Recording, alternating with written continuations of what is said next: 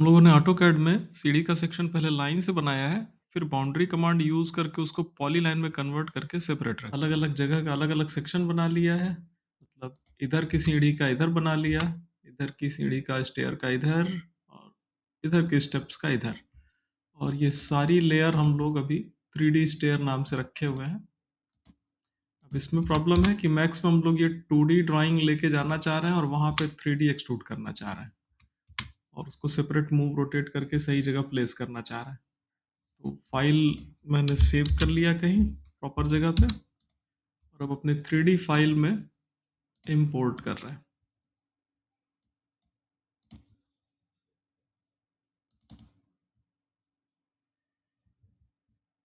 Layers पे आ गए, none करके केवल 3D स्टेयर ले लिया, ओके किया। इतनी सी सारी चीज़ें अभी आ गई यहाँ पे, क्योंकि सब उसी लेयर पे पड़ी हुई थी। मॉडिफाई पैनल में आ जाइए, स्प्लाइन लेवल पे आ जाइए, और यहाँ पे ज्योमेट्री में आ जाइए। ज्योमेट्री में आपको नीचे डिटैच ऑप्शन दिख जाएगा। ठीक, एक एक ऑब्जेक्ट जो हम लोग को अलग अलग एक्सट्रूड मूव रोटेट करनी है, उसको बारी बारी सेलेक्ट कर रहे हैं। जो कि स्प्लाइन लेवल पे है, तो ये पॉलीलाइन एक ही बार में पूरी सेलेक्ट हो जाएगी, जो ऑटोकैड की पॉलीलाइन थी। यहाँ पे देखिए, जितनी लाइन पॉलीलाइन होगी वो एक साथ आएगी, बाकी लाइन अलग अलग आ जाएंगी। ठीक है, फिलहाल पॉलीलाइन इसीलिए ठीक पड़ रही थी। एक पॉलीलाइन सेलेक्ट किया, डिटैच, ओके। ये अलग ऑब्जेक्ट हो गई, अब वो इस ऑब्जेक्ट के अंदर है ही नहीं। सेम वे में इसको सेलेक्ट किया, डिटैच, ओके। इनको भी सेलेक्ट किया, डिटैच, ओके। अब इस ऑब्जेक्ट को जो बच गई है, यानी कि मूव कर रहा हूँ तो इतना चीज सेपरेट हो गया, तो इसको हम लोग चाहें तो हाइड रखें या सेपरेट रखें। ठीक है, जो हमारी मेन ऑब्जेक्ट आई थी उसका पिवोट पॉइंट यहाँ सेंटर पे दिखा रहा है, तो जो हम लोग डिटैच किए हैं उसका भी पिवोट फिलहाल वही है। मतलब ये ऑब्जेक्ट तो सेपरेट हो गई है, लेकिन पिवोट उसका देखिए वहीं पे जा रहा है। पिवोट एडजस्ट करने के लिए यहाँ क्रिएट मॉडिफाई हिराकी पैनल, हिराकी पे आ गए, इफेक्ट पिवोट ओनली किए। इसको हम लोग मैनुअली भी मूव कर सकते हैं सही जगह पे, जैसे मूव ले लें, स्नैप ले लें, और जहाँ पे बैठाना हो वहाँ पे ऐसे करके बैठा दें। एक तो ये तरीका आ रहा है, फिर इसको ऑफ कर लें। ठीक, तो अब हमारी स्टेप्स, ये वाली स्टेप्स यहाँ से मूव रोटेट करेंगी। तो एक तो ये मैनुअल तरीका हो गया। दूसरा, इस वाले को मैनुअली ही रख देते हैं, और कोई ज़रूरी नहीं है कि हम लोग यहाँ पे तुरंत इसको ऑफ करें। आप डिसेलेक्ट करिए और दूसरी ऑब्जेक्ट पे आ जाइए।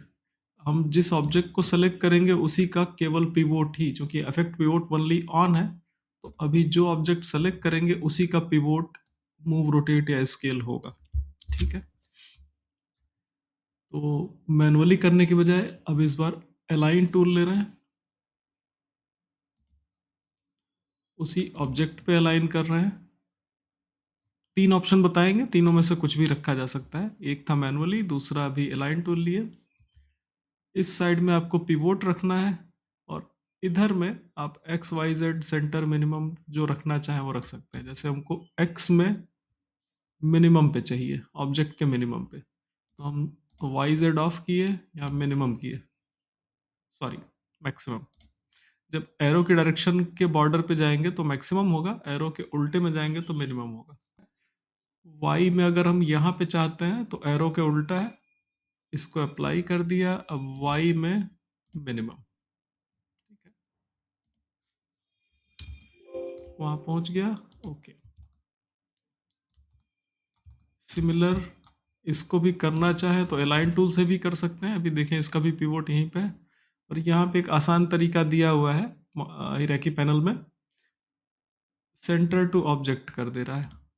तो ऑब्जेक्ट के सेंटर में तो ये तुरंत भेज देगा, ऑब्जेक्ट चाहे जहाँ पे भी हो। तो हमको कोई मूव रोटेट और अलाइन टूल ये सब यूज नहीं करना पड़ेगा, तो कम से कम ये थोड़ा सा इजी पड़ता है और तुरंत से एक जगह पहुंच जाता है। और उसके बाद आप मैनुअली या फिर अलाइन टूल यूज कर ले तो आसान पड़ेगा। जैसे अगर आपको मैनुअल ही ठीक पड़े तो ये इसका बॉटम है, बॉटम पे रख ले रहे हैं, लेवल मैनेज करना आसान रहेगा। अब इसको ऑफ कर दिए, देखिए ये ऑब्जेक्ट सेलेक्ट कर रहे हैं तो इसका मूव का सेंटर यहाँ पे आ रहा है, इसका यहाँ बॉटम पे, उसका वहाँ बॉटम पे। अब तीनों पे एक्सट्रूड दे रहे हैं।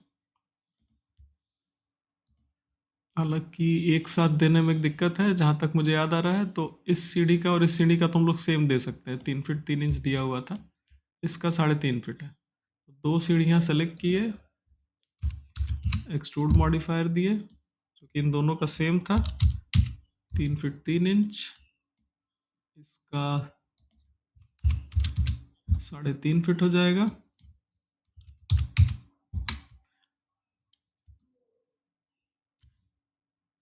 रोटेट Z में, सॉरी रोटेट Y में, एंगल स्नैप ही ऑन कर लीजिए, 3D स्नैप ऑफ रखिए और 90 डिग्री रोटेट कर लीजिए। सेम इसको पकड़े, बॉटम में चूंकि इसका पिवोट है तो एकदम ग्राउंड पे पहुंच जा रहा है अभी। इसको किए,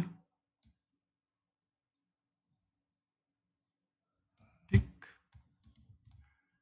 मूव लिए, ये भी अभी कॉर्नर में एकदम आ रहा है, इसको भी स्नैप से रख देना आसान रहेगा। जा क्यों नहीं रहा?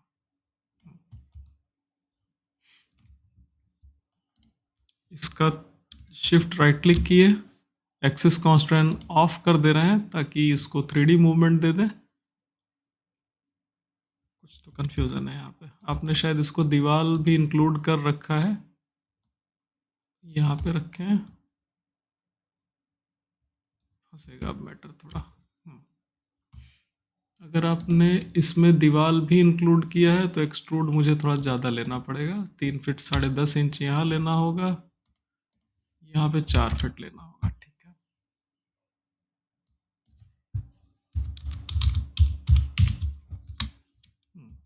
मैच कर गया है।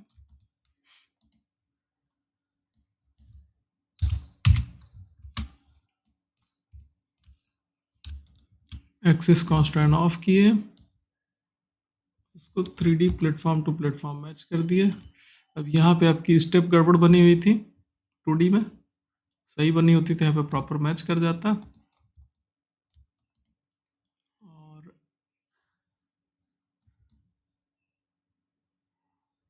इसको यहाँ मैच किए, सेम प्रॉब्लम यहाँ पे देखिए, एक स्टेप यहाँ पे मिसिंग है और एक यहाँ पे मिसिंग है, ठीक है।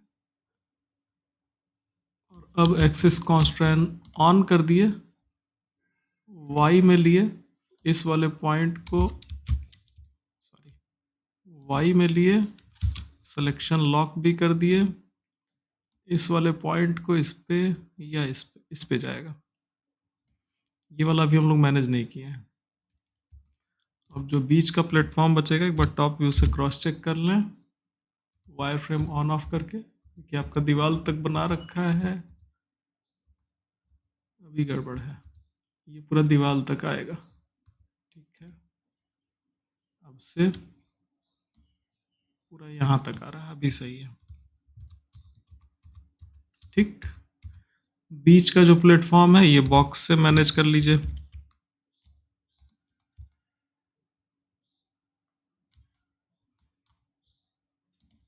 Box, auto grid, snap on,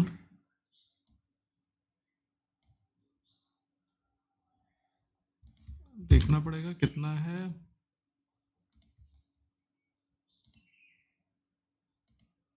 बाप रे बाप, अरे 1 फीट पता नहीं कितना इंच,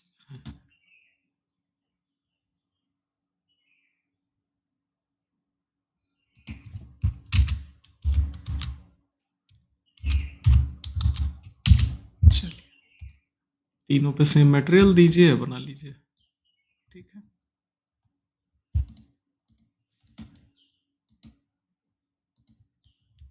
इनका ग्रुप बना लिया,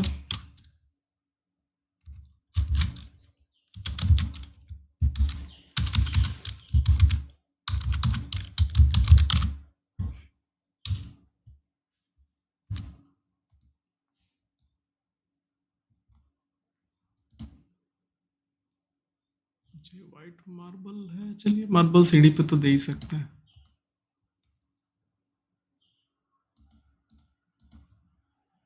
assign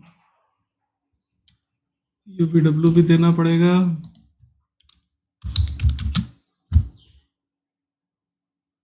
box real world map size, real world map size अच्छा नहीं ले रहा है तो ठीक है, अभी अंदाज से आपको जो ठीक लगे वो दे दीजिए, जैसा आपने टेक्सचर ले रखा हो मार्बल का।